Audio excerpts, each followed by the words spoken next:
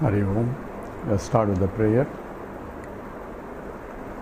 Samasta Jana Kalyane Niratam Karunamayam Namami Chinmayam Devam Sadgurum Brahma Vidvaram Vasudeva Sutam Devam Kamsachanura Mardhanam Devaki Paramanandam Krishnam Vande Jagadgurum Tvameva Mata cha Pita Tvameva Tvameva Bandhuscha Sakha Tvameva Tvameva Vidya Dravidam Tvameva Tvameva Sarvam Amadeva Deva Tvameva Sarvam Rudeva Deva.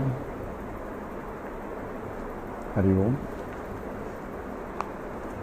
We are discussing the last two talks the four-fold qualifications required to enter into the spiritual study or to Vedantic study. And the four-fold qualifications are Viveka, Vairagya, Samadhi Shatka Sampatti, that means six-fold discipline, and Mumutshutvam.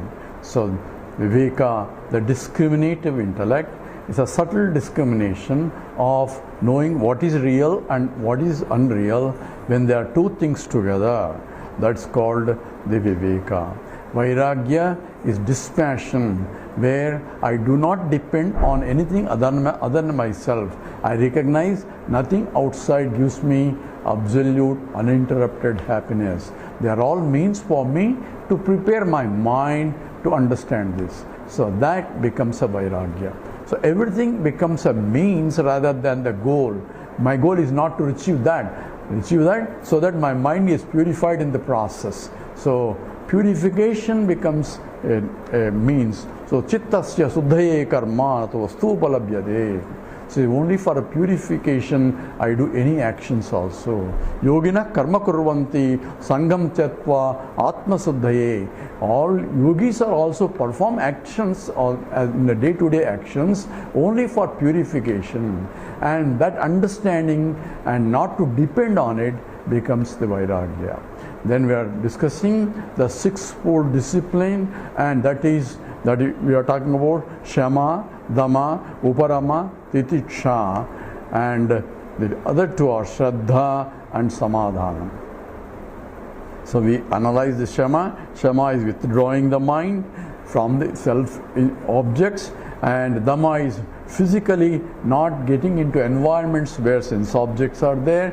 Uparama is the mental withdrawal, even though the senses are withdrawing. Now I am able to stand, and in spite of whatever it is, I am now fully withdrawn from those sense indulgence. That's called Uparama. Titiksha is forbearance, where things will be coming, and things that are conducive for my study are not conducive also. Things that are beyond my control, and that which is obviously due to previous actions or previous karma, things have been, because what I have is due to prarabdha. So whatever I have that comes due to prarabdha, forbearance is only way, because I cannot change it, but I can make use of whatever is available to the best of my knowledge, and that becomes my way of the Stitiksha.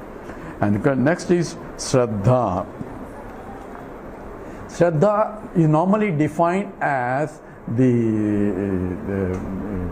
faith in the scriptures.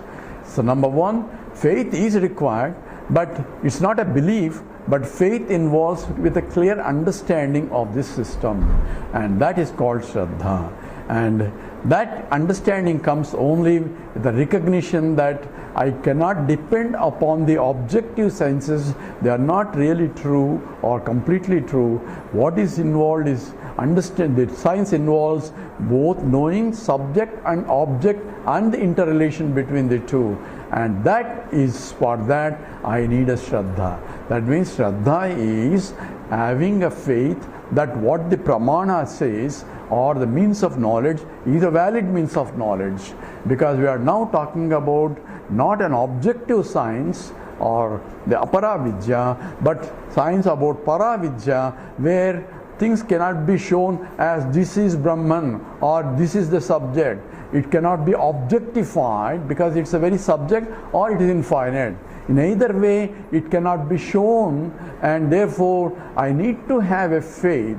More than that, whatever is seen is considered as unreal, and whatever is not seen is considered as real, and for that, therefore, the Pratyaksha Pramana is contradicting as though the Vedanta Pramana. So what Vedanta says, completely opposite of what I see. So therefore, I should have the faith in the scriptural statement to know that what the scripture is telling is indeed true. So therefore, Shankara defines this Shraddha as Shastrasya Guru Vakyasya Satya Buddhyavadarana Sa Shraddha. What is Shraddha? It says Shastrasya, that's what the scripture says is indeed true. And how does the scripture say? I cannot go and read the scriptures myself. I need a teacher, and the teacher who interprets the Shastras in such a way that I can appreciate the Shastras. So Shastra comes first. Shastrasya Guru Vakyasya Satya Buddhyavadarana. This is indeed is true, and that understanding is alone, or that faith in the understanding alone is the Shraddha, and that is required for me to read or for me to study. And for that, I should have a complete faith in the teacher who is teaching. That's why when we approach a teacher, the scripture says you have to approach a teacher who knows the Shastras, because Shraddha involves Shastrasya. He has to tell Shastra. A teacher is a one who directs a disciple to the Shastra as the authority, not to himself. That's the right teacher. And himself studied the Shastras from another teacher. Therefore, we said there is a Guru Parampara, and also there is a Sampradayam, a methodology of teaching, and therefore I have full faith of what my teacher says. So when I go to a physics class, I have faith that what my teacher says is indeed true, and what he studied in the physics books or from his physics teacher. If I don't have the faith, then no knowledge can take place. So any knowledge, I need a faith. In fact, fundamental inquiry in any science also, I have a hypothesis I have to make. Hypothesis is a prediction of with a faithful statement based on what I know and what is the cause for it. Not that I see it, I hypothesize as that must be the cause, and then I want to prove whether the hypothesis is right or wrong by experimentation. So faith is an essential ingredient for any inquiry, whether it's an objective inquiry or it is in the Adhyatmika inquiry, that is required essentially. Hence, Krishna says, Shraddhavan labhate jnanam. For jnanam, knowledge, comes only one who has the Shraddha. In fact, Shraddha becomes a most important criteria why people, even though they think they have a Shraddha and listen to the scripture for many years, still they say, no, I am not realized, I am looking for Brahman. The very statement that says, I am looking for Brahman, itself states that he has not understood completely Brahman. Because if I am looking for something, that means I have decided that I am not that, or it's not here. So the very statement implication that what he has doesn't have the Shraddha in the teaching of what the teacher taught. So it says, Nahi jnanena sadusam pavitrameha vidyate. So in this whole life, what is the most pavitra, most sacred thing is in fact the full faith. And those who have heard of Nisargadatta Maharaj, he is a very, very, very not highly educated, he is only Pan Bidiwala, but he has a full faith in his statement, in this teacher's statement that you are not this, you are something beyond, Tattvamasi. And he has, because of the faith in the teacher's statement, he is able to appreciate and could realize fast. So Shraddha becomes the most dominant, and many of us who are not who say, I have not yet realized, only because of, Krishna says, it is because of Ashraddha. In fact, in in the fourth chapter, he says, Ajñasya asaddhanasya samsayatma vinasyati. In fact, he says, those who do not have the proper knowledge, or those who do not have the Shraddha, and those who have doubts about both the Pramana and the teaching, both about the Vedanta and the teaching itself, they will never be able to gain that absolute, therefore no liberation, therefore they go after. Vinasya means they get life after life, they keep spending only. So with that essential requirement as the Shraddha, then I can go into Samadhanam. Samadhanam is equanimity of the mind. Mind is in equilibrium position. This comes with listen to the scriptures with the Shraddha, and also a mind prepared with the faith. I am ready to listen with the attentive, without perturbation, even if something logically doesn't locate, but I should have a complete understanding that what teacher says is true, and therefore I go after it. And that Uparama is essentially, Krishna gives you simple example of Vidya Vinaya Sampanne Brahmane Gavihastini Sunisaiva Swapakecha Pandita Samadarshinaha. Samadarshina is Samadhanam. Is essentially Vidya Vinaya Sampanne Brahmane. Whether it is a realized person who has studied everything, and the one who has the knowledge, that Brahmana, or the Gavi, or a cow, or Hastini, a horse, and the elephant, or Suni, the dog, or Sobhagaicha, even the dog eater, I have equal equanimity when I look at them, and he is called Panditaha. And that Pandita, he is Asocyan, Anasochatvam, Prajnavadam Sabhase, Gataso na Gatasumcha, na Anusochanti Panditaha. That Panditaha who has a Samadarshanam, who has equal vision, and that is called Samadhanam. And that means he has equilibrium mind, where he is ready to absorb something which cannot be absorbed otherwise. That state of mind which comes because of the Shraddha is Samadhanam. And these four-fold qualifications are required in order to enter into it. And all of us will not have all of them, all the four-fold qualifications completely. Therefore, to the degree that we have, we start approaching. So there is a hierarchy of the sadhaks also. There is a Uttamadhikari, there is a Madhyamadhikari, there is a Adhamadhikari. These are three qualifications. Uttamadhikari is completely prepared mind with all the four sadhanas. It's like a Nachiketas in the Kathopanishad, where anything is offered, he says, I don't need it. I want only this knowledge, and I am not interested in anything else. And that is called Shraddha. And that prepared mind who is prepared, that he has no interest in any other, because he knows everything is get destroyed. And even the teacher says, when I was in your state, I still have desires, but you are really great, Nachiketa. So he glorifies that boy who is only 9-year-old, but he has all the qualifications. He is a Uttamadhikari. The Madhyamadhikari is, we are not completely prepared, but enough prepared to enter into this. And for us only a long Sravanam, Mananam, and after studying scriptures, again Nididhyasanam. Nididhya means constant contemplation on the teaching, and so that teaching becomes internalized.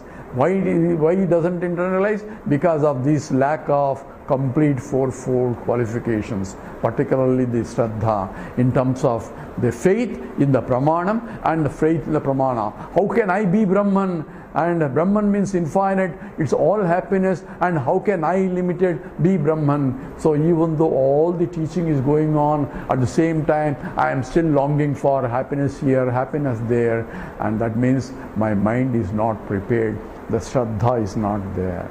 And to gain that only, you need a complete And if you do not have complete, then it's called Madhyama Adhikari.